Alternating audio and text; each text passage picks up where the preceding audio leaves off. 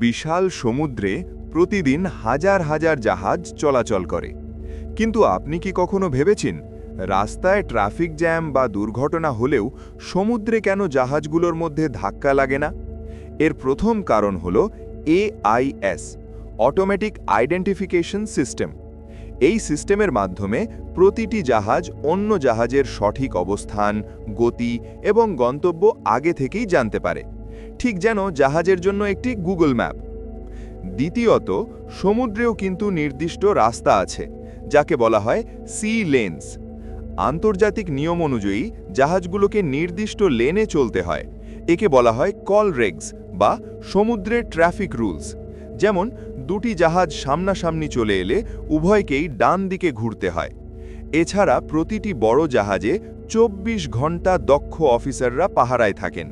Radar এবং VTC room থেকে প্রতিনিয়ত দিক নির্দেশনা দেওয়া হয়। জিপিএস বা টেকনোলজি ফেল করলেও মানুষের চোখ আর অভিজ্ঞতা দুর্ঘটনা রুখে দেয়। অর্থাৎ প্রযুক্তি এবং কড়া নিয়মের মেলবন্ধনে সমুদ্র আজও নিরাপদ।